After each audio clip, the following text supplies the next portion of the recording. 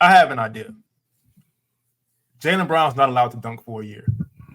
In game, we're gonna get to that dunk contest later on. But if Jaylen Brown is on a fast break and he doesn't shoot a sky hook, I'm gonna be pissed off. Do not dunk the ball. Like you're suspended from dunking for a year. But like I said, we're gonna get to that dunk contest later. But what the dunk contest did do is it made me try to come up with ideas to improve All Star Weekend, because that event just made a great night fall flat on its face, and I hate it. So we need something else. So I'm gonna go to Lou first. Lou, do you have any ideas on how to improve All Star Weekend? I'm gonna stick with the dunk contest for now, because I think they did some things right this All Star Weekend, which we'll get to, and they're not doing some things right. I think one of the things that they can stand to do better is, like we talked about, the dunk contest, man. In my opinion, I feel like it should be a G Leaguers versus NBA kind of thing. I don't think the G League needs to be separate from these NBA players. Maybe that gives the NBA players just a little bit of like, man, we can't let them school us. Like, they're not even, they haven't made it to the league. Like they're, in the developmental league, stuff like that. So, and to be honest, like, the guy who won it the past 2 years, more of a G League player than he is an NBA player. So like, let's give him a little bit of, just basically like team them up against each other, like pin it, like try to make a little bit more competitive, just because maybe that gets some stars involved and you're forced to get 4 NBA players and not, 2 guys who are in the NBA and then 2 guys who are like borderline on rotations and stuff like that. Just that's the first thing that came to my mind. I was like, this could be such a simple way to like bring a little bit of life to this event, because ultimately, people want to see the stars, but they also want to see some good dunks. I was going to say they want to see some good dunks more than they want to see the stars. They was booing the stars. So, that's kind of my, like, just bring the best dunkers that you can. Put more money in their pocket if it's needed. Like, you're an association. You got enough money to go around. I understand some of these players' contracts are inflated. Put more money towards charity then. Like, you have different ways to go about it. Let the players pick the charities of their cause. I don't know. Like, try to spark it up, maybe incentivize them, whatever it may be, but just add a little bit of juice to it, man. Because like you said, made the night fall flat on its face. And that's a great point you make, because, and I've kind of refreshed my memory on this and tweeted about it earlier today. Last time I checked, I believe 56% of NBA players had come through the G League at some point. And these are not just a whole bunch of like bums who don't play. These players include Pascal Siakam, they include CJ McCollum, they include Chris Middleton. There's some real players who came up through there. Like, this is not back in the day where like there's this huge gap.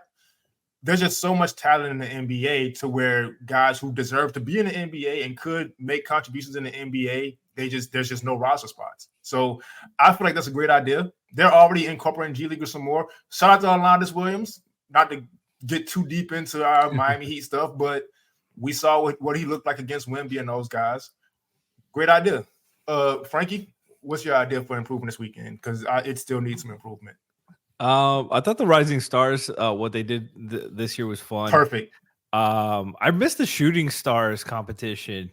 That was a lot of fun. That it was like a Hall of Fame player, a current player, and a WNBA player teaming up, and that was always competitive.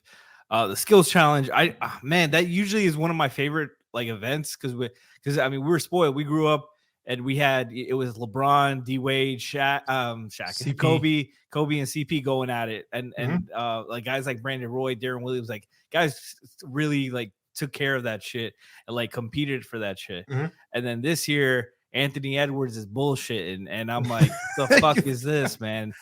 Seriously. Like somebody on my timeline put it perfectly. Like, Ant was that person in your classes, like being the class clown, but nobody's laughing. Like that's what it felt like. I was like, come on, man, this isn't funny. This is a bad troll. If he was good, that would have been impressive. But he hit the side of the backboard. Like, come on, twice. That wasn't impressive. Scotty Barnes, enough said. That was so bad. I think it really takes a hold on the players. Like it's really the players. When I was watching the All-Star game today, I was brought back to a few years ago when Kobe passed, and they were talking about how we have to play harder for Kobe. Like we have to bring it for Kobe, and we have one of the rest in peace to Kobe and all those victims. And we had one of the best All-Star games in my lifetime that I've ever seen, with the Elam ending and the competitiveness. Everybody brought it that year, seriousness. And now this year turned back into the kind of the rising stars bullshit of the All-Star game, where it's just they're having fun, they're bullshitting around, which some of it is fun, some of it's funny.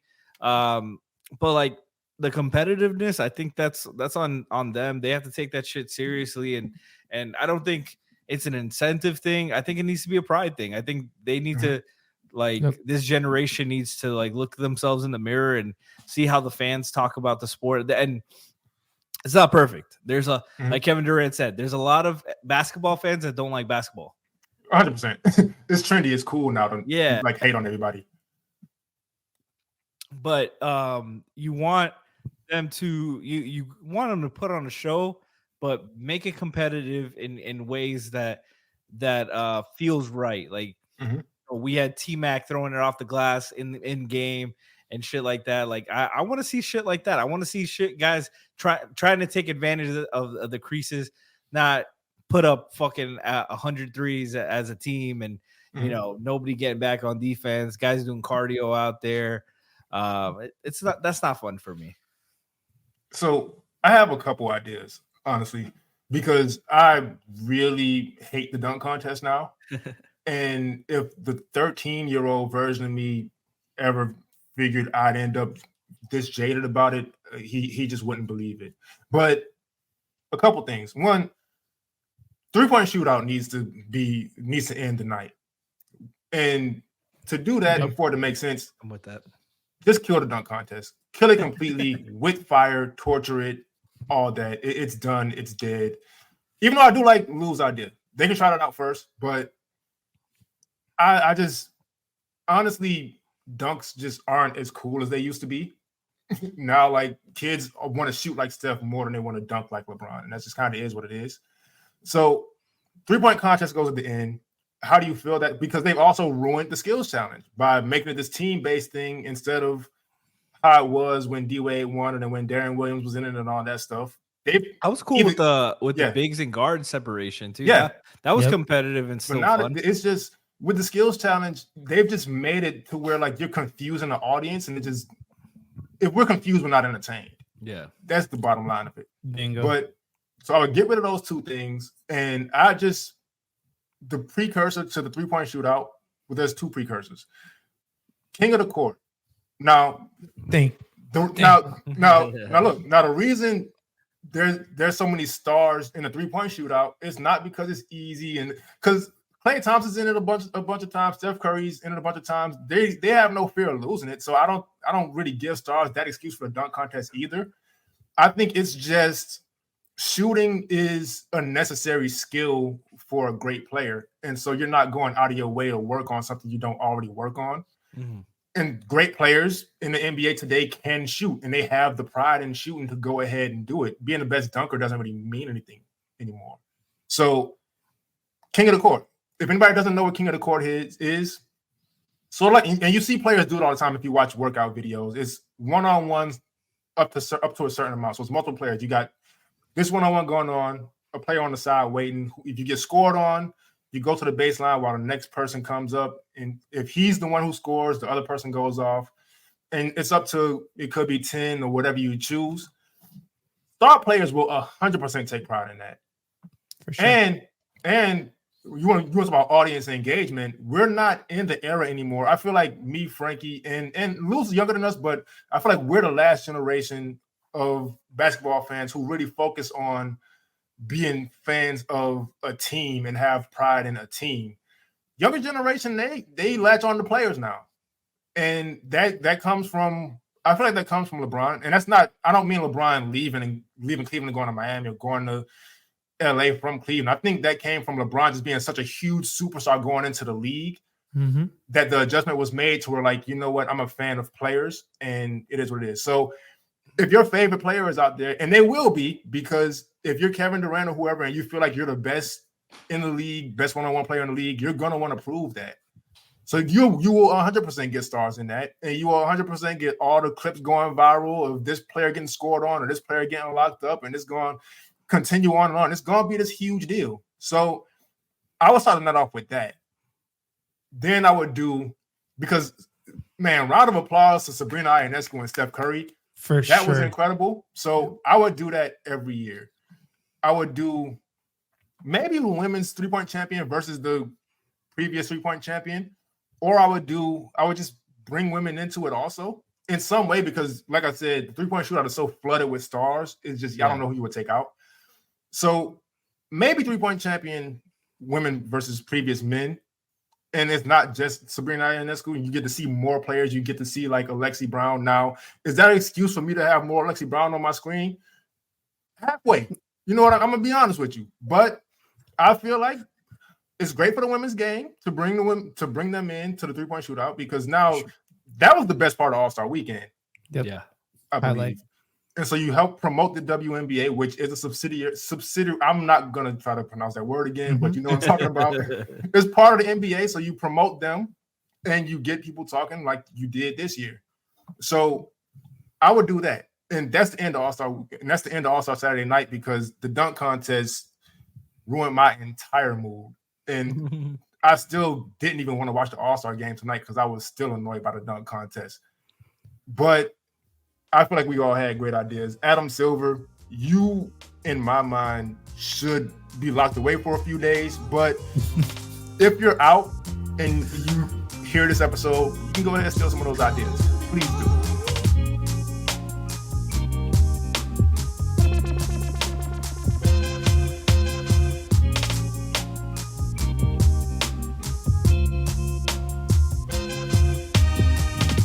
Ladies and gentlemen, welcome to another episode of Playoff Foul. I'm Kenny. I got Lou with me. Lou, how you doing today? Oh, man. Horrible. It's been the All-Star Weekend. This shit stank. Now, Lou put in the chat, took away like about 8 hours of my fucking life. Can't get them bitches back. Anyway, I should have stuck to not watching it. Frankie, how you doing today? Those 8 hours, Lou, were just from waiting for the game to start tonight. God damn, that was crazy. I'm all right. All-Star Weekend partly lost some of its luster because I'm older now, but it's just I just feel like the guys don't care enough, and like I don't want to be like the old guy, but I wish they cared. Back in my day, they cared. Look, a team scored 211 points tonight. That's not even being an old guy. It's just like, who cares about this anymore? It was just an ode to the Indiana Pacers, you know, playing that Olay defense. Man, we can go ahead and get into it. Now, we are loading this weekend. I am going to bring up a bright spot, though. They finally figured out the Rising Stars Challenge. That was incredible. The tournament style, just and bringing those G Leagues, I'm telling you, man, like, and I watch G League when I get a chance to. I don't have a lot of personal time. Keep incorporating these guys. Like I said earlier, there's a lot of guys in the G League who have NBA talent, and they just haven't had the chance to prove it on the NBA level yet. But we saw they did take out Wemby, and they almost won the whole thing. Mm-hmm. And so, man, like, again, shout out to Alondas Williams, shout out to Mac McClung. That was incredible. And I hated the All-Star Weekend with a passion before this year. Well, not the weekend, that game itself. I wasn't going to watch it. And it started off bad. Huge credit to, why do I always mess his name up? Huge credit to Bennedict, Mathurin, and Jaden Ivey. They got to go on with each other, and then the intensity picked up, and it became the best All-Star event between two teams, because that Sabrina and Steph thing was incredible. Yep. That I've seen in years. So what were y'all thoughts on that? I loved it. At first, I was, kind of it. I feel like the target score thing. The year that it was, after Kobe's passing, Elam. Yeah, that is, they need to do that all the time. I'd rather them know, like, we got to get to this amount. It just feels a little bit more competitive. But the G League players, talk about bringing it. They brought it, man. But that's not just one of the reasons I like it. Because at the end of the day, you just want to see the best basketball players in the world try. Like, as a purist of basketball, you just want to see them head to head and, like, just compete at least 80%. Like, you don't got to give me 100, but give me 80, not the other 20% that you're giving. But for me, as a draft person, we got to see a projected top 5 pick. We got to see Matas Buzelis hooping. Like, we get to see some of these guys coming out in the G League. We talked about Alonde Williams. He had dropped several 50-point games this year. Imani Bates, somebody who was picked high in the draft. Like, Mac McClung being the star of All Star Weekend. Say what you want to say. But, like, we get to see guys who are just a little hungry. They got a little bit of that. Yeah, we can compete with these guys. Like, I'm not going to let ourselves get bullied around. And just that in general, bringing a little bit of spark. Great. I thought it was fantastic. I like the tournament style. I wish the last game would be up to 40 as well. That'd be my only complaint, just because I want a little bit more ball. But all in all, definitely a step up from I feel like the last very good Rising Star game was when Tim Hardaway Jr. and Dion Waiters went head to head. Yeah. And again, much credit to Kenny talking about what he talked about before, like the king of the court stuff. Like, when players get to go head to head, that's the most exciting. Like, generally, like, so one of the reasons this was so exciting is because we got to see, like you said, Bennedict, Mathurin, Jaden, Ivey going at it. And then we also got to see, basically, it felt like the whole G League team going after the whole Wemby team. And like, it was like they were generally trying, a little bit more on defense. Obviously not 100%, but driving to the rim, turning corners. Mac McClung was turning the corner like he had his hair on fire. That first game, it was exciting. Man, look, I watched in an All-Star event, Brandon Przemski dove for a loose ball. And I'm not asking everybody to do that, because Brandon Przemski is just that kind of player. I don't feel like he can turn that switch off if he wanted to. But to see some kind of effort on All-Star Weekend in general, I couldn't be happier with it. And if you notice, both of the G League team's opponents came out thinking they was going bullshit. The G League players was like, nah, hold up. We not doing that. And they had to really buckle down and compete. They could have very easily lost that second game. They started letting the G Leaguers come back. So, hey, man, I don't know if you got to keep bringing G Leaguers in or what it is you got to do. We're going to get to the dunk con. I mean, wow. We're going to get into the All-Star game at some point, because I went to sleep at one point, and be honest with you. So that says how entertaining that was. But I wish and I hope that the Rising Stars Challenge would have set the tone for the rest of the weekend. But it just didn't, unfortunately. But Frankie. I was gonna say maybe that's something the regular All-Star game could take a book out of. I've been a proponent of them expanding the All-Star rosters because it's still at 12 for each league, and that was set back in the 80s before the expansion. So like, I think it's more than about time for it to be 15-15, and you break that up into a couple teams, tournament style. You bring back the voting. I mean, not the voting, but captains picking teams and stuff. That brings some elements there. Bring some, a lot of NBA fans just love the transaction talk. So, you see Giannis play with this guy and LeBron pick this guy, and we'll see what happens there. Will be a lot of fun and make it competitive, like win or go home, like kind of style. And that I'd be all for that. Something like that would be a ton of fun. But yeah, it's just disappointing that this era has been going downhill with it, because I like the few years after the 2020 All-Star game, the couple years after that, with the Elam ending, with the playing for charities and stuff, those All-Star games were freaking great. They were super competitive. You had in 2020, you had Kyle Lowry diving for loose balls, taking charges, annoying the hell out of people. But it was competitive. It was like real hoops. Like they were going at it. I love the Elam ending. I think that's something they absolutely need. This game dragged so goddamn much. And the target score made it a lot more fun. So I just think that, and it guarantees you a shot to win the game. And that's what makes it a lot of fun. Like the first time there was an Elam ending, and you're throwing double teams, triple teams at everybody, trying to get the ball away from them, trying to force the stops. Like you force the defense on that because you know what the target score is. So I think they need to. There's elements they can take from the last 5 years and can from all the competition. It can really make it a lot of fun. Honestly, I'd say just that Rising Stars format, that was so good. Just use it for the All-Star game. Like, we don't need to watch. Well, we're gonna get to the All-Star. I don't want to say too much about the All-Star game because that's a later topic. But I just feel like the Rising Stars Challenge should have set the example of what we can do from now on with the All-Star game, because those guys really competed out there. And actually, I'm glad Lou also mentioned Jaden, Ivey, and Bennedict Mathurin, because that's what gave me the idea of just King of the Court. Just add that also to Saturday night, because they were really getting after it. Like, all it takes is for one person to, like, can you imagine Devin Booker and Luka Doncic with all the barking and stuff they've done over the years? Going head to head.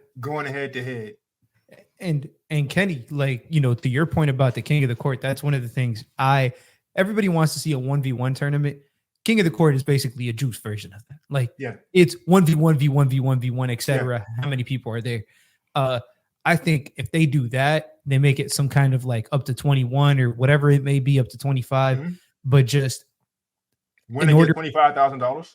Yeah, winner gets a certain amount of money. Even if it doesn't even have to be. The talent is so good that like you know, no disrespect to Bennedict Mathurin, I fucking think he's incredible. But like guys like that, like it's gonna be exciting. You know what I'm saying? Like, there's been podcasts and rumors about Spencer Dinwiddie beating Kevin Durant in a 1v1. Like, everybody is good enough in the league to win a 1v1. And I think, I'm sorry to cut you off. And the stuff about Michael Beasley never losing a one-on-one to LeBron. Please, like, that's what I'm like. The talent is so crazy. We just need to see these guys 1v1. But a point to it that I want to make, and I think it would make it just that much better, is instead of just scoring to get the player off the court, you got to score and get a stop defense. Oh, yeah. Perfect. Talk about competitiveness. Yeah. Boom. It's literally fixed. Like, Adam Silver, Shake Kenny, myself, and Frankie's hand. Give us a shout out and a follow, and you know, we got you, man. And I would add one thing to it, in honor of Team USA competition. Every time you see it after practices, 3 dribbles max. 3 dribbles max. Show these kids that, you know, Lou's coach, I've coached. You see these kids in the park and AU and coming up, they want to dribble so goddamn much. Show them how the best in the world can do it with only 3 dribbles max, and the incredible shot making they can do, all the stuff you could do on the basketball court without dribbling. I mean, besides, you know, we'll get to the All-Star game, but the one of my favorite moments of tonight was the Luka Jokic fast break without dribbling the ball. Oh yeah, that was awesome. That was a lot of fun. And so bringing that all the way back to the Rising Stars Challenge, I'm sorry. I said earlier we wasn't going to do this, but we do have to talk about it a lot as well. We have to. It's because of the sheer audacity to go after Wemby was an example of why that game was invented in the first place. You have Wemby, this superstar, like an incredible player. I'm not going to take anything away from him. And then you have Lonnie Williams, who just came up from the G League. But you put these draft classes. Well, I don't even know when Lonnie Williams got drafted, but he didn't. You put these guys, these young players together, and you want to really see the best of the best as far as the young players really go at each other. And Alonzo Williams, he went right into Wemby's chest and got an and one. He shot the rainbow 3 over him. That kind of excitement is what this event was missing really since Wade, LeBron, and Carmelo. And I think even if I'm not mistaken, they also got blown out that game. I don't remember, to be honest with you. I watched it live and I never looked back. But since the Hardaway Jr. and Dion game, like yeah, it was a quarter. It was about a quarter of excitement, but yeah, they didn't miss. So, and so those types of moments, man, that's what that event was made for. And so I just really appreciated seeing that. And so once again, that format, they better not go away from it like they ruined the skills challenge by messing up the format. Just keep that exactly the way it is, because next year when Wemby's a sophomore and Jaime's a sophomore and Chet is still technically a sophomore, I want to see them go against these guys coming in, because these guys coming in, they're hearing all year about how weak their draft class is. They're going to feel like they got something to prove also. And so, man, man, that event for me personally was a 10 out of 10. I'll ask y'all real quick what y'all would rate it, but for me, it was perfect. I would say about a 9 out of 10, just because I loved it. I do think, it's still the All Star Weekend, so the intensity wasn't there throughout every game, but 9 out of 10 in terms of what it like, I don't, it's still elite, guys. Like 9 out of 10 is still elite. So yeah, I'll go 9 out of 10 too. I think for the first year of it being like that, I thought it was good. And I was a big I like Wemby, and I love how mad he got about losing that.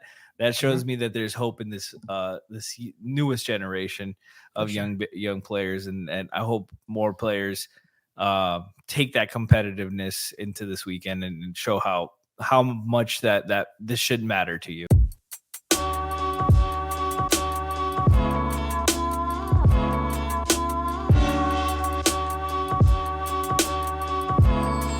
The 3-point contest, what should be the headliner. Fun once again. And it's not, like I said before, it's not just because the stars compete, it's because all the stars can shoot and have pride in shooting, so they join it. So you start off, first of all, with a 4-way tie at 26, which 10 years ago, well, not 10 years, because Steph was already Steph and Clay was already Clay, but let's say 15 years ago, if you would have said 4 players would have 26 points in the 3-point shootout, like, this event is just so fucking good every year. Like, it's just, and it's been the exact same event. Well, they added they let players choose their money ball now, and they added the 4-point shot. But for the most part, it's kind of been the same event since the 80s, aside from those two things. But it's just the matter of the skill has caught up with the event to the point where now it's just so much fun. And so I'm going to go to y'all first. And shout out to Dame Lillard once again, because watching really this whole weekend, you would never guess how much he's struggling this season. Insane. So credit to him for winning once again, back-to-back 3-point champion. But I'm going to go to y'all first on what y'all thought of this. I know what y'all thought of it, because I know what everybody thought of it. It's just the best event of the weekend for years now. But I'm going to still go to y'all because I still value what y'all have to say. Yeah, it's consistently just one of the funner events because, like you said, guys care about it. Guys compete. Guys try to win that. And, you saw the first round 26 4-way tie. That's crazy. And it just brings the intensity. And you got guys like of all different sizes competing. Mm-hmm. Like, ever since Dirk, you competed back in the day, you started seeing the big men and, guys like KD, who in other eras would be banging down low, wouldn't be allowed to be playing on the perimeter. But KD, gets to show his skills. Cat, credible performance. And no, it's just a lot of fun, man. It's just a lot of fun. It's a simple to understand for the fans. It's not overly complicated for the rules and everything. With everything, it's just, let's get to it. Let's see who can shoot and who's going to perform the best tonight. Yeah, I thought it was great. Like Kenny said, I think that was the best. It's the best event, just because, like, even like players don't have to like think too hard about what they're going to do. They just got to go out there and shoot, like something that they do hundreds, even thousands of times some days. Like, they just got to go out there and see who the best shooter is. But it provides a different kind of like just tenacity sometimes. Like, or not, I don't want to say tenacity, but just like they kind of like get into it.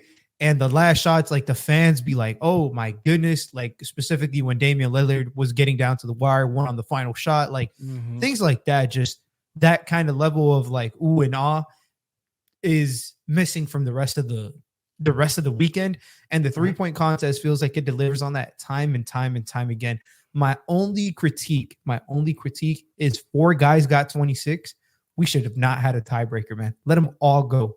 Like instead of it going from 8 to 3 to 1, make it 8 to 4 to 2 to 1. Like at that point, just like we want to see these guys shoot more. Like please, like just provide that to us. I think it'd be cool if at some point they do like the 2v2 stuff, or you know, like they partner up people on the same team.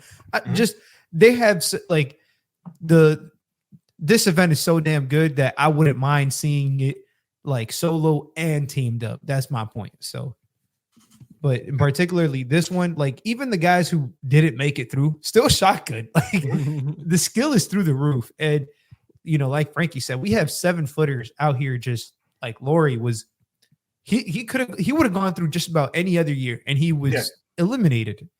Just incredible performance from honestly just about everybody. There wasn't a single dud this year, it felt like.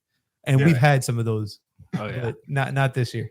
So I came up with an idea while you were talking just now, because Gilbert Arenas recently had a thing on his show. He had some sort of shooting competition, and I promise, audience, I'm not bringing up Lexi Brown on purpose again, but he had a shooting thing, right?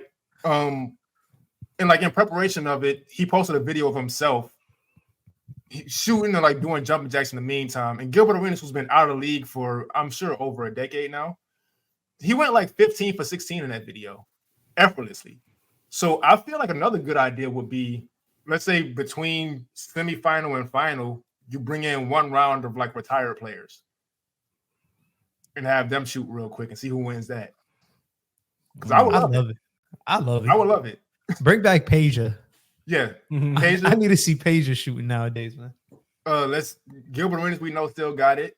Mike. And he never won one in his career either. I don't know how much Dirk still shoots, but there are NBA players who still shoot often. They still work out. They still play sometimes. I'd say bring them in for that. You know what I mean? Like one round real quick, see what they can do. Bring back the people who talk shit to each other. Bring back rivalries. Like, I want to see Paul Pierce and Dwayne Wade shoot threes. And I know Dwayne was never a shooter. But, like, I just want to, you know, like, that level of, like, just, like, friendly banter. But, like, there's still some edge to it. It'll just make it cool, man. And look, with us being the show that pays homage to older players also, I feel part of the reason I created this show is I feel like there's such a disconnect between what the younger audience thinks these players were and what they actually were. And so, like, for example, Ray Allen ain't been out of the league that long, and he's coaching down in Miami, so he's in a gym all the time, I'm sure. Anybody who's ever hooped know if you see a hoop, you have to shoot. So I'm sure he's still at it. Bring him out for one of these, let him really show stuff, and let him – I don't think he ever went against Steph Curry in a three-point shootout. Probably not. Career? I don't remember. But let them do that. Best shooter of all time versus second best shooter of all time. Let's see how it goes. Throw Reggie in there. He's 58. But I'm sure he can probably still shoot it sometimes because people don't have no idea how great Reggie Miller was. Like those Pacers teams, like I understand Jordan had those 2-3 pieces, but those Pacers teams gave him like the most trouble out of any team. Huge part of that was Reggie Miller not being able to miss if he wanted to. Let these guys come back and mix it. Look, anything but the dunk contest. Anything but the dunk contest. Extend that night. Leave the dunk contest out of it. And we're going to get into that right now.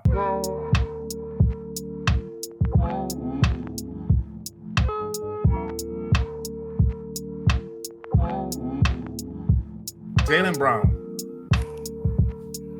I said in the beginning of the show, I'll say it again. I never want to see him dunk a basketball again. Now, and it's great because just last week, we had so much praise for Jaylen Brown for just because remember, he played in the Big 3 game. He entered the dunk contest being a star. I've never done a quicker 180 on somebody in my life. We recorded that show. Then he tries to rip Duncan Robinson's arm off, which guys get tangled up. Hard fouls happen. Dirty plays happen. I didn't care that much about that. But then he goes to the press conference and he's like, oh, but he won't do it again, which trash talk is fine. Okay. But then the video comes out of Duncan Robinson. I'm going to say that name one more time. Of Duncan Robinson saying to his face, you not like that. And him shutting up.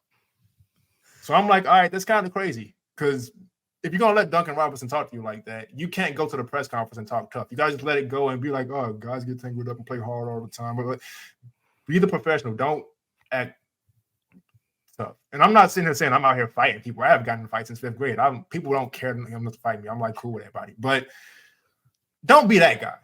Mm-hmm. And then he goes into the dunk contest.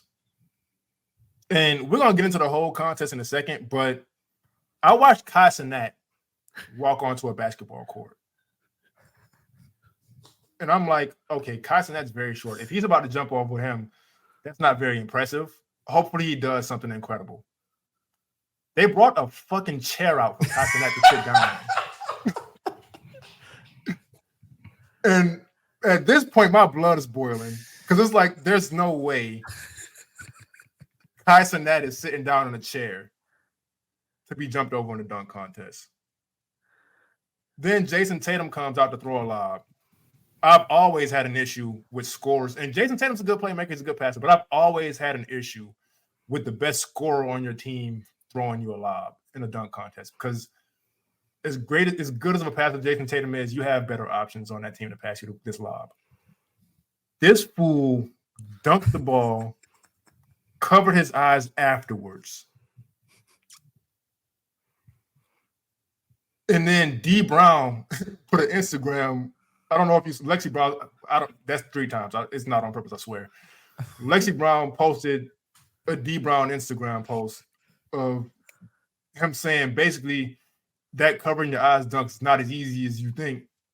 Hashtag sorry not sorry because he's old and hashtag sorry not sorry. I guess it's cool for older people. But if you pay homage to somebody and them and their daughter are like, all right, nah, fuck out of here with this. I don't care about your intentions of being a star in a contest of whatever it is. You did a bad job. That frustrated me enough. Then you look at the way he was scored in this contest. This man brought out a random person. We have no idea who this is.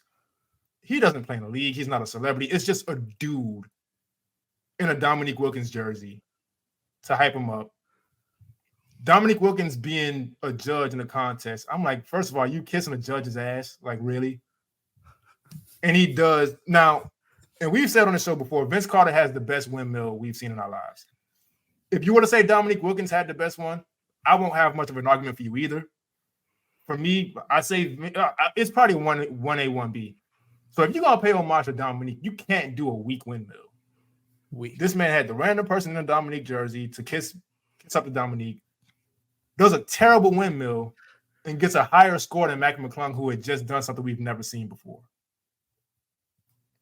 A higher score than Jaime Jaquez Jr., who did a better windmill over Shaq. Mm-hmm. It's like, Adam Silver, I see what you're trying to do here. He's an all-star. He's a Celtic. But don't disrespect the audience. Like, okay, people ask for all-stars to do this. Cool. But, like, you're going to ruin the night with this. Like, this is, like, market the product. I get it. But you have a lot of casual fans watching. You want to market a good product. The Celtics are the storied franchise. I understand. And I don't say this just as a Heat fan. Most of the championships, really, all of the championships aside from, no, I'm not going to say that because they won a bunch in the 80s. But most of the championships came before a three-point line was here. So, like, I understand, but they're not the name they used to be. Best team in the NBA right now. That's great. But let the fans who were entertained by All Star Weekend figure that out when they stick around. You don't have to you don't have what he did to Jacob Toppin last night. We're recording this on Sunday. Was just disrespectful. Not only Jacob Toppin, but it was disrespectful to the NBA. It was disrespectful to the NBA fans, because we know better. We saw these dunks. We know Jaylen Brown should have been out in the first round. He should have had the lowest score without question. Not like, and you just, and he, I don't want to say anything about the Terrence Clark dunk, because rest in peace, Terrence Clark. The dunk itself wasn't anything special. But if you want to give him sympathy scores for that, I understand, because I'm not going to play around with death like that. But this fool put on a Michael Jackson glove on his left hand. On his left hand, because social media makes jokes about him not being able to. And it's like, I shouldn't have to cringe off a dunk contest. That shouldn't be the reaction we get. Last episode, we talked about our favorite dunk contest moments. We mentioned Vince Carter. We mentioned Jason Richardson. We mentioned, before there were gimmicks. I don't mind the gimmicks, because if you're going to entertain people, hey, go ahead and do it. But the dunks have to also be good. If you're going to make Kai Cenat stream your dunk as the gimmick, let that 5'3" man at least stand on something, not sit in a fucking chair. I thought he was going to stand on the chair. He sat down, and Kenny's gone on a 6 minutes. Y'all go ahead and talk about it, because Kenny, you forgot to mention that the first attempt didn't work. He brought out Jason Tatum, and Tatum missed through the lob. It was fucking hilarious. Oh man, I love the edit where they threw Jazzy Jeff's screaming when he gets thrown out the house. That shit was terrible. That shit was a joke. How did you get a higher score jumping over a sitting down 5'3" man than Hyman jumping over Shaquille O'Neal? And Hyman shouldn't have even been in the finals. It should have been Toppin. But it was honestly embarrassing. I've never seen a player get booed at a dunk contest when he made the dunk, but he did. I've never seen he got booed tonight too when they introduced him. Yeah, hilarious. It's just so, because typically they'll boo somebody, or at least back in the day when it wasn't timed and it was you had 2 or 3 attempts. Yeah, you would get that was the worst ever, man. But they would boo you because you just wouldn't be able to get the dunk off. It was like, okay, he got the dunk off. Let's see something. Yeah. Just straight boos. Also, what the fuck is up with this new scoring system? It's so to 50? What are we doing here? It's 1 to 10. No, everybody got scored 47 or higher. None of those dunks were 10s. That insinuates that some of those dunks were 10s. Bullshit. Not a single one of those. I'm talking about just in general. Most of those dunks weren't 10s. Let's keep it honest. There was very few 10s there. Mm-hmm. Bring it 1 through 10, and just fucking give them tally up the fucking score. I feel like the judges were tripping just off of that alone. Yeah, it fucking sucked. The whole thing. Hey, like Kenny said, I wouldn't be mad if they just tossed that bitch to the side. Yeah, it's over with, man. But Frankie, whatever you got, go ahead. It's just not entertaining anymore, man. It hasn't been good for almost a decade. It feels like an overall great competition. We had a great run in the mid 2010s with the Zach LaVine, Aaron Gordons of the world and stuff like that. Derrick Jones, a couple in 2020 was great. We've had great ones recently, but the last few years have just been so goddamn boring and so uninteresting, so gimmicky. One-sided. One-sided. There's a clear favorite, and then everybody else is just there for the vibes. So I don't know what happened to the game I love. I blame Adam Silver. You know what though? Because I actually thought this is a great point, Frankie. I thought about this earlier because I had points I wanted to make, but I hadn't verbally talked about how pissed off I was about the dunk contest until just now. So I ended up on that tangent. But I actually did think about this. The dunk contest hasn't been consistently good in just about a decade now, because 2000 was the Vince Carter year. That was amazing. 01 was bad. 02 was great. 03 was one of the best ever. 04 was pretty good. That's when Fred Jones won. That was pretty good. 05 was when Josh Smith won it, but that was the Steve Nash, Amar Stoudemire, like off the backboard, off Nash's head. Like that was a great dunk contest. 06 was great, even though Andre Iguodala got hold, and we don't got to get into that. That was a great contest. 07 was the Gerald Green contest. 08 was the Dwight Howard contest. Like it was just banger after banger after banger in that decade. And then Nate after Robinson 08, it brought it a bunch of years there too. Yeah. After 08, 09 was in. Then 2010, I don't even remember. It got bad. And then 2016 was obviously Aaron Gordon, Zach LaVine. Then 4 years later, we got Derrick Jones Jr. versus Aaron Gordon. And then that's just been it. Yeah, McClung was sensational last year. And this year, what? This year he was pretty good too, but Jaylen Brown ruined it. It ruined the entire experience. The dunk with the reverse that he just like popped the ball up into the air and reverse dunked it. That got like a low score, and I was generally like, what? I was like, if there's a 50, like if that I don't know if it should have been a 50, but like that probably should have been. Yeah, like I was like, if they give that a 50, I won't like hate him for it. Like, yeah, for sure that's a 50. His last dunk was great too. Like it. I had a friend who was basically telling me like, oh, who should I bet on? And I was like, look, man, like stop with the liking a player and just because you like this is a dunk contest. Do you want to invest your money? Just bet on Mac McClung. Like I don't care what it was. Like it was guaranteed money every time, especially with the timer, and it's not like a dunk thing. That just gives the dunker more time to make the dunk happen. Yeah, but. No, and they took so goddamn long to get into their dunks too. Oh my god! I'm like, this shit starts at 2 minutes, and then they're not even trying their dunk until like a minute left. I'm like, come on, you guys are taking for like it's fucking bleeding time, and it doesn't. There's no rush. There's no fucking enthusiasm for this. There's like no showmanship. Like where was this back in the day? Do you remember? Like we shout out to Iman. For this tweet, but she said we went from dunking over Kias to dunking over Kais. Like, what's going on here? Where's the showmanship? I miss this. I miss the Dwight Howard jumping in a phone booth, coming out dressed like Superman, dunking on a cape. Like that's when basketball was real. Just dunking over the shortest AMP member. It's like. I think Duke Dennis is like 6'1". Like jumping over him wouldn't have been that impressive. You jump over Cousin. You know what? Bring Tatum out, dunk over Tatum. Jump, man.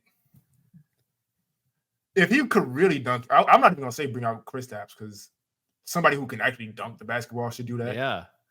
But like, you disrespected us with the Cousin that shit, and the judges, man. The judges disrespected us even more by making him go again. This might have been the worst judges of all time. Oh, for sure. This was the worst judge. Part of it was the scoring, like you mentioned, but just what were they doing? What were they thinking? I remember a time where the dunk contest was judged by dunkers. Yeah. Who understand the difficulty of what's going on. I love Gary Payton. I watch a lot of old games. He's one of my favorite players. Should not be champion, a dunk contest judge. Champion with our Miami Heat. He stopped dunking after like his second year in the league. So like he's judging it, and he's from Oakland. So I try to say, have him judging next year in San Francisco. That's right there. Like they had Dominique Wilkins judging, but he's historically a bad dunk contest judge for whatever reason. And it's just I really felt like they just rigged it and they wanted Jason Tatum to win it, not Jason T. You know what? I'm gonna call him Jason Tatum because after that bullshit, I'm not calling him his real name. But I remember a time where dunks brought us joy. So I wanted to come up with the topic of who are our favorite in-game dunkers of all time. I'm gonna let Lou go first on this one. Yeah, so we talked about him actually briefly in past dunk contests. Well, I don't think we mentioned his name, but we definitely mentioned one of his props, the Kia. It's Blake Griffin. Oh, hell yeah. Blake Griffin gave us the single best year of poster dunks I think NBA history has ever seen and will ever see, because the shooting wasn't as great back then. But it was just the combination of his in-game dunks with the players that were able to throw him the lobs just made it just fucking French. Yeah. What is it? Chef's kiss, French kiss. French chef kiss, I guess. French. Yeah, it just made it. But yeah, Blake Griffin, you know, all the lobs, obviously CP was throwing, but it wasn't just CP, it was Jamal Crawford throwing him lobs. It was even DeAndre throwing him some lobs. Like it was just the combination of him going out there, him getting it on his own. That specific year, I'm pretty sure he put Kevin Love on several posters. Or was it? No, it was Pau Gasol. Sorry, it was Pau Gasol. That was one game. Yeah, he had back-to-back plays. He had it out for Pau Gasol. The putback dunks that he made that year were just literally insane. He tried to dunk everything. This was pre-mid-range game Blake Griffin. This was all in the paint, and he was just getting whatever he wanted. By far, I think the most entertaining dunker I have seen in game, just because of how frequent they were. This is what people forget about Blake Griffin too. That year you're talking about of those posters, that coming out party, that was after him missing his rookie season with a knee injury. Crazy. Literally the most insane thing. Like, and he was drafted because of his athleticism. Hurts one of the most important parts of your fucking functional athleticism game. And then just it literally the next year it's we forgot he was hurt. Like, that was the level of athlete he was. But I remember because that was when I was really, because he came out the same year as Steph, and I was watching a lot of college basketball that year. So I couldn't wait for him to get out there. And I had to wait an extra year. It was frustrating. He gets out there his first game. I'm like 99% sure it was against the Blazers because I made sure to catch that game. And he was immediately dunking on everybody. And it was just like, because the thing I was most excited about is he was doing this stuff in college, and college is a very like restricted game. Stuff really opens up in the NBA because of the spacing and like there's a lot more space in the NBA. So he went out there and immediately you talked about the Pau Gasol dunks. What about what he did to Timothy Mozgov? R.I.P. What he did to, I want to say it was Kendrick Perkins. Like he dunked on so many people, man. Like people forget about that play. Dunking without touching the rim. Throwing it in from above. Yeah, he would jump from so far and throw the ball in with so much. He was an angry dunker, but he also had finesse. Like, just one of the greatest in-game dunkers, at least in my opinion, probably my favorite. I mean, obviously it's my favorite, but definitely my favorite guy that I've seen. And that comes from somebody who was, not the biggest fan of the players that were giving him the ball. Man, just like personal hate, but still respected him. Yeah, man. I what do you have against Jamal Crawford? It wasn't Jamal, man. It was Chris Paul. I know. But man, yeah, I can't believe I forgot about Blake. But a lot of people forget about Blake, and like, because it was kind of a short run because he became more skilled and started doing more stuff. But man, when he was just going out there, just terrorizing people, you did not want to miss a Clipper game. No, because he was going to do something to humiliate somebody. But Frankie, who you got?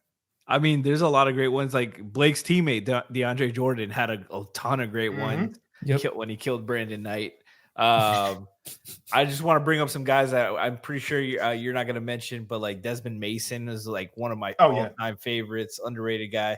These are guys like when you're that age watching basketball and you're like, I'm playing 2K, I'm starting a team, I'm trading for this guy. I need this guy on my team. I need to throw some lobs up.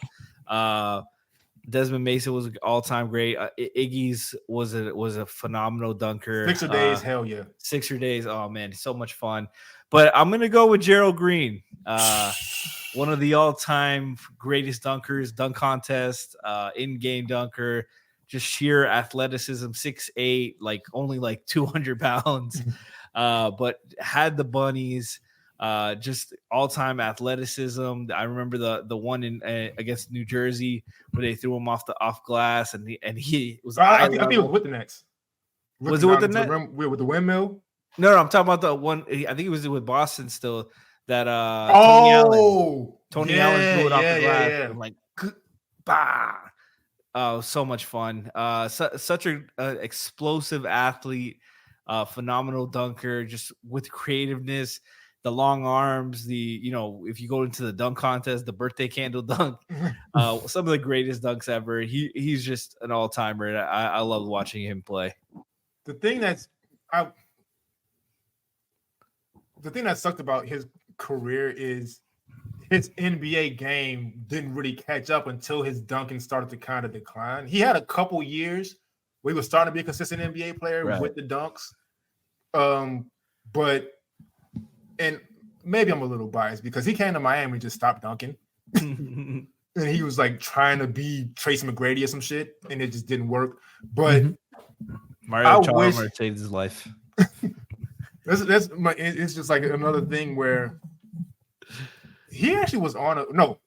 I remember now. He was on the Celtics team the year before they got KG. Yeah, he was part of that trade. Guys. He was part of that trade, and that's why his game just ended up not really. He went to Minnesota where they were real bad. Mm-hmm. And I think he was teammates with Sebastian Telfair, who I also had a huge bias for because Through the Fire is my favorite basketball documentary of all time. So I would try to watch that team, and it just wasn't working, man. But Gerald Green for sure, man, because he was one of those guys.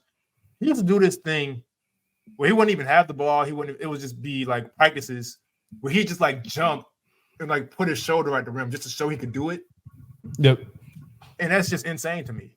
And he was still doing it like after his NBA career, he was still doing it in the G League. It was just in the G League, people didn't see it. But man, one of the all-time greatest foam fingers of all time was Gerald Green's when I think he was with Phoenix. So if you don't know Gerald Green, he started dunking like in the 8th grade, and he went to dunk on a double rim while wearing a ring. Mm-hmm. And when he came off the rim after the dunk, half of his ring finger was missing. Because they got cut off from the ring, getting caught onto the double rim. Yeah. So he had like the stub there, and they had the foam finger like this, like this. It looked so funny. But shout out to Gerald Green. And he wasn't. He was one of those. I mean, Blake was mostly like this too, but he was more of like lobs and tip dunks, kind of in-game dunker. I think the guy you're going to go for had those as well as on the ball, off the dribble dunks. And those are, I give those guys credits because those are incredibly tough to do in game like that in traffic in the half court. And so my pick, first of all, let me say, originally I was going to go with Vince Carter. But I feel like that's kind of obvious. Like he's the greatest in-game dunker of all time pretty easily. Well, him and Dominique, greatest in-game. Yeah, him and Dominique, best in-game dunkers of all time. I feel like it was a little too obvious to go with Vince. So I'm going to go with my second favorite, to be honest with you. And this is somebody who, because of how great of a player he is and the fact he's like older now, people forget how great of a dunker he was when he was younger. And it's LeBron James. LeBron James in his first stint in Cleveland was, and in Miami too, but he bulked up in Miami and his vertical kind of went down a little bit. LeBron James in his first stint in Cleveland was a ridiculous athlete. Mm-hmm. Yeah, like he had the passing, he had the IQ, all that was there, so he doesn't get talked about as a dunker. But anytime you have somebody off one leg, taking off from behind the dotted line, looking into the rim by mistake, like that's just insane to me. He had like that one dunk in Dallas where he went baseline. The defender came, may have been Brendan Haywood or somebody. The defender came. It was supposed to be a regular two-hand. He put it all the way on his hip and brought it back and dunked it. That's insane to me. He took off from the foul line against Milwaukee just because. He had that one dunk. That was insane. He had that one dunk in Chicago. Not in Chicago. It was in Cleveland, but against Chicago, where he came off the pick and roll, took off from behind the dotted line, and just floated for like 3 seconds and dunked it. Then there's obviously the dunk on Kevin Garnett. There's the dunk on Rasheed Wallace. And I remember that being a Nike ad where he's dunking it and like his arm is like straight out, like he's pointing at somebody, but he's dunking his ball. And it's like the just routine, like reverse windmills, just like people forget how great of a dunker LeBron was. and how easy it was for him. Like I said, he bulked up in Miami, so it went down a little bit, and then he started to get a little older. And even he'll still give you a windmill or a double clutch reverse every once in a while. He can still do it. But there was a point in time where he'd do these dunks and have to duck from not hitting his to not hit his head on the rim. And so my favorite in-game dunker was LeBron James, man. Well, you didn't even mention the Jason Terry one. Oh man, or the John Lucas where he literally jumped over. Talk about 5'3". Okay. You know what's so crazy, specifically about LeBron, the year he had the most dunks was his 2016-2017 year in Cleveland. He had 145 dunks, which is crazy considering he was 32 at the time. That was like his 15th year in the league. Yeah, that was his 14th year in the league. 13th year in the league, sorry.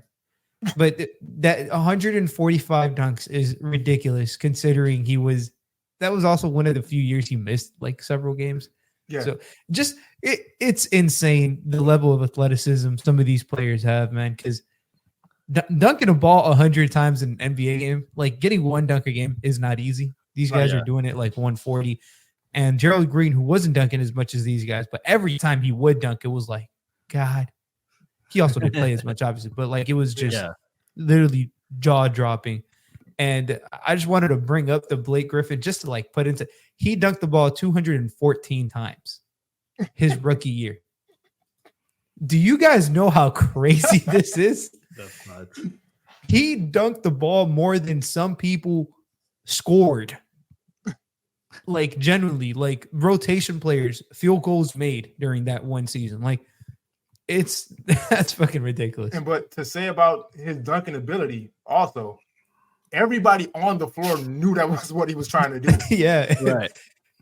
And it's just like the people who tried to stop him, you saw what happened to him.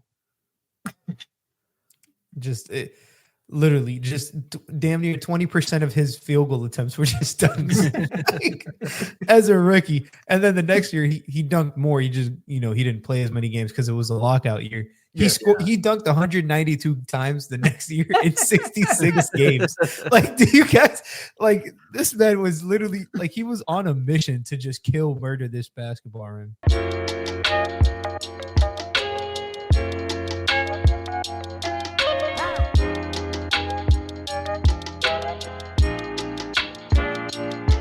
Unfortunately, we have to talk about the All Star game. What a fucking buzzkill that is. But it happened. Now, first quarter, I had a lot of fun because I've mentioned on the show before, Tyrese Halliburton's my favorite player in the NBA. He was going insane in the first quarter. And the teams were trying to play a little bit of defense here and there also, so I was entertained by that. But Tyrese Halliburton was going crazy. Dame had started to do Dame stuff early on. So the first quarter was a lot of fun. Second quarter wasn't.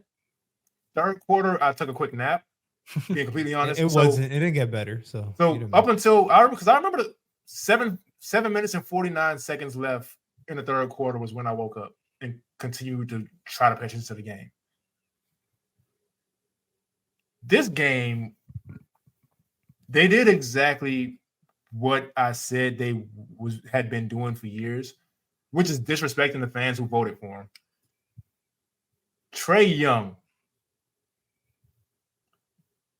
If you're going to have the whole fucking world behind you because you got snubbed, when you get in that game, you have to look like you care. Don't dive on the floor. You don't have to be Dennis Rodman going into the stands and hurting yourself.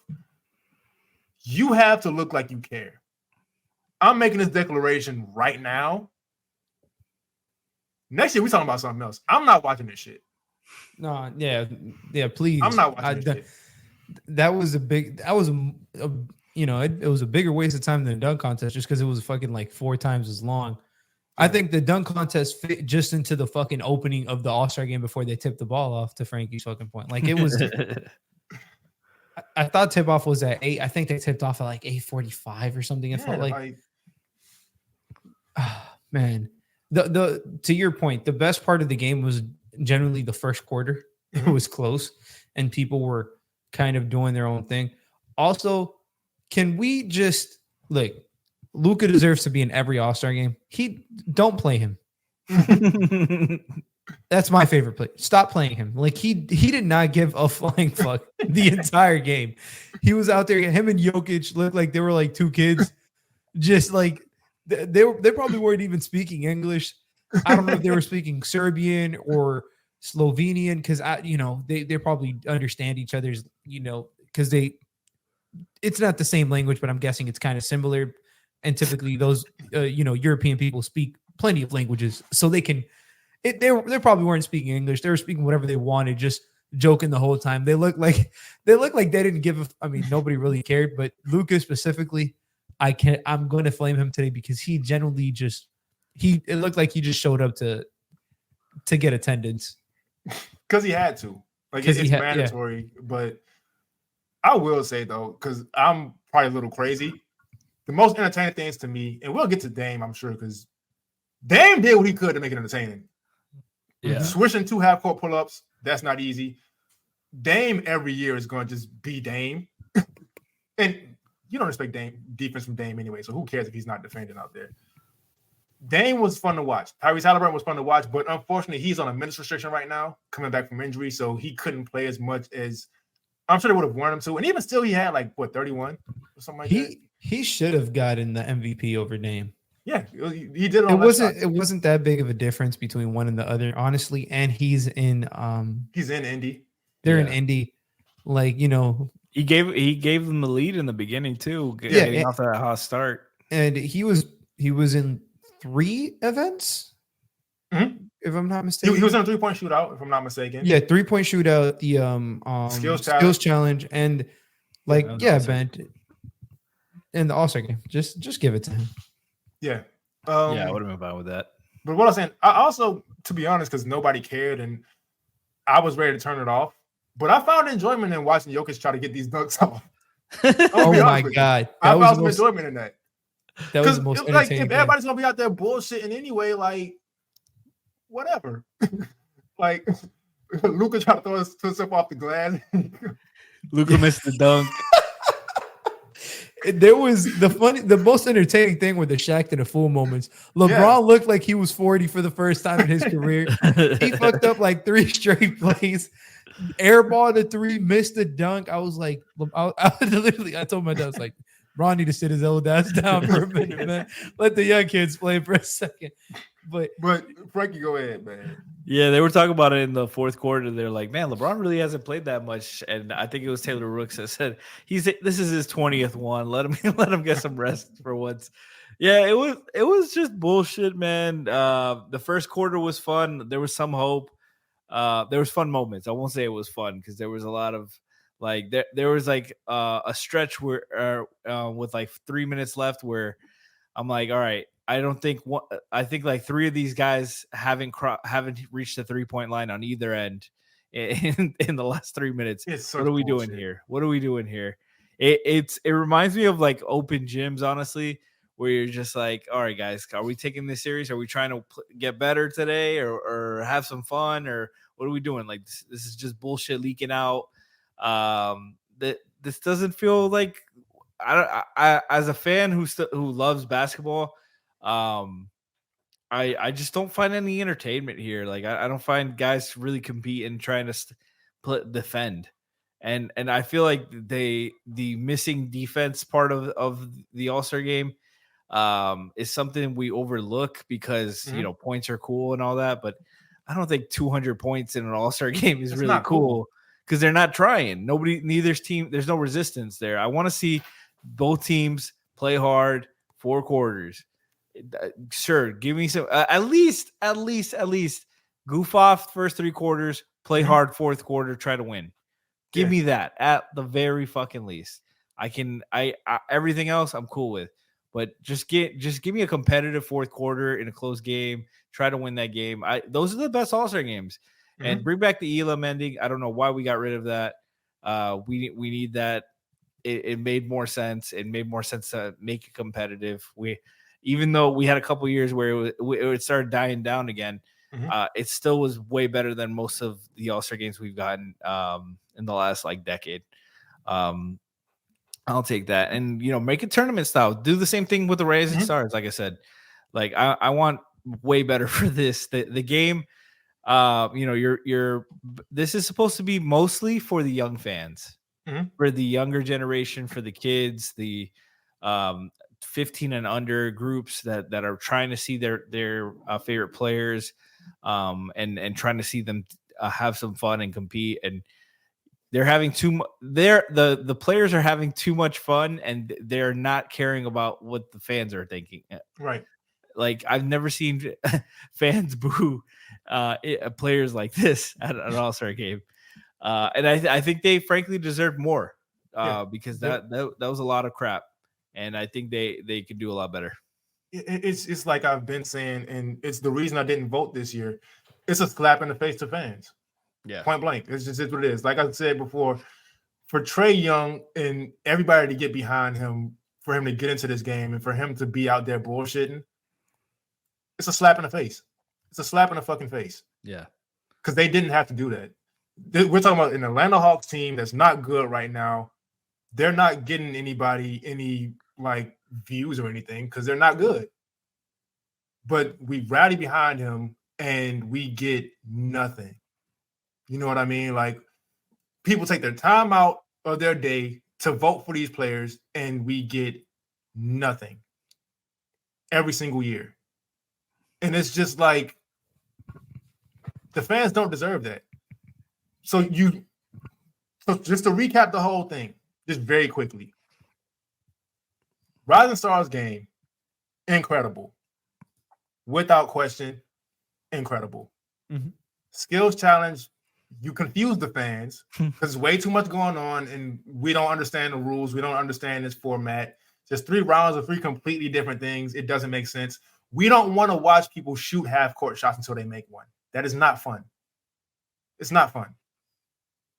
3-point contest, incredible. Steph versus Sabrina, incredible. And then you ruin the dunk contest by trying to rig it. Disrespecting the fans once again, because we can see these dunks. And we know what these scores are supposed to look like, at least somewhat. So you disrespect the fans with that again. And then the All-Star game comes, and the first quarter is really good because Tyrese Halliburton got hot, and it's Indiana. If he was missing those shots, it would be the same result the last 3 quarters were. The players themselves disrespected the fans once again. And it's just like, why are we investing in this? You understand, and I don't ever pocket watch. I don't care what people are making. But when you realize, and I didn't vote, I feel so bad in not voting. But when you realize these people taking their time out to vote, it's in these players' incentives. Like, if they make an all-star team, they get this amount of money. Like, it's not even a slap in them. You're spitting in fans' faces by going out there bullshitting like this every year. And so I took the stance to feel better about myself by not voting this year. This is the last All-Star Weekend I'm watching. I'm good. I am good. And just talk about spitting in the fans' faces. While you were talking, Kenny, I didn't mean to. I was just curious to see how much was the cheapest ticket the NBA priced for the All-Star Weekend. It was $1,300 was the cheapest ticket package. People are spending over $1,000. Not including parking, food. Not including parking, food, hotel stay, yada, yada, just to get into this arena. Not to cut you off, but understand how inflated those hotels are with the prices. Oh, for sure. I'm not even going to talk about the hotel prices. I'm not going to talk about any of that. Just in $1,300 to get into the game, and you get that product. NBA like players, man, like look yourself in the mirror. Like, honestly, like, you're making enough money to have a comfortable living. It's just one game. Like, that's all the fans are asking for. They're not even asking for 100%. They're asking for maybe 100% for a quarter or a half. That's literally all they're asking for, which is only 25% of the fucking game. So, like, just people are literally probably selling, trying to do whatever they can, putting their whole savings into this, because $1,300 is not cheap, guys. Like, point blank. These are people. A lot of people who live in Indiana, and the job market isn't like booming out there. Exactly. And recently it's been mostly small market teams anyways, or small market cities in comparison to the bigger ones. Like, like the economy isn't as good and people are spending inflation $1,300 on these tickets. Like honestly, it made me sick to my stomach when I saw those numbers. That is not what I expected. And last year it was $2,000. So they brought it down some, but like come on, guys, like seriously. And this isn't like the NFL where like the Pro Bowl it's risky because you can get seriously injured and something like that. And obviously there's an injury risk at the All-Star game, of course, just playing, but like it's you're never going to play to that level where there is a serious injury. If anything, it's a freak injury kind of deal that could have happened any game. Just think about that. Those families that a lot of these players have come from those backgrounds of struggling families that I can only make it. I myself, I was only able to make it like once or twice a year to a game, if that. And to the All-Star game, like I've never been to anything like that. Like that's crazy. You need to consider these kinds of families, these kinds of fans that are watching in person, but at home too. Like I want to see Luka and Jokic play together. I want to see them like play hard and move the ball well, and and like Tyrese, one of my favorite players to watch. And I want to see him play with Giannis and throw lobs to Giannis. I want to see stuff like that, but I want to see defense. I want to see guys carrying. I want to see guys trying. Like there's way too many plays where like guys weren't getting back on defense. Swinging, getting blown by, like letting it happen, like not caring about it. And you get to the point where you don't. If I care more than you, we have a problem. Right. And that's, I think that overall is the biggest problem with the All-Star weekend right now. It's just like, it's like kind of what Lou said, but even in a more simple way, all we're asking for is for the best basketball players in the world to play basketball. That shit we just watched ain't basketball. Like like you're in the NBA. We know you can dunk. We know you can shoot threes. And I'll give credit to Dame because Dame knows his skill set. He's not a defender. He's going to go out there. He's going to shoot from deep, and he's going to make it as fun as he can. And he did that. Tyrese Halliburton was in front of his home crowd. He's known as a passer, but you're not passing through a defense, so it doesn't mean anything. I think he understood that. So he was bombing away from three. And it was a lot of fun because it was in front of his fans, and that's what fans want to see. Somebody told Tyrese. Somebody told Tyrese before the game, "Don't pass," and he's like, "That's what I do." What do you mean? I lead the league in assists. But that's just everybody else just disrespected us. Every single person, and it makes the whole event not make sense because if there's not going to be any defense, why is a Bam Adebayo out there? Why do you have Rudy Gobert out there? Like and those guys, and I'll pick up on like. Bam in the beginning was trying to do what he does. He was out there. He was going after rebounds. He'd step out and defend. But if you have four guys on the court with you, it's just go ahead, go get your dunk. It makes your defense pointless. And as we saw, Bam Adebayo started the game and didn't play a whole lot because what's the point of having a defender out there? Is you just out there bullshitting? Well, everybody else is out there bullshitting on offense. And it's just like the point I was making before. We know NBA players can dunk. We know NBA players can shoot. This game was designed for the best NBA players in the world to compete with each other and give us that kind of show. For us to be able to see the best of the best in the best pickup game in the world. You could go to Drew League and see some better shit than this. The games at Miami Pro, and Frankie knows this because he's going to a bunch. The games at Miami Pro League where NBA players don't even show up are better than any All-Star game aside from the 2020 one with the Eagles score in recent years. So it's just like, man, like I said, next year I have a whole year to figure out what we're going to talk about after this weekend, but it ain't going to be this shit. I'm not watching this. This is my last All-Star weekend. Well, I'll catch a 3-point shootout in the Rising Stars if they keep the same format, but the game itself and the dunk contest, that shit is dead to me.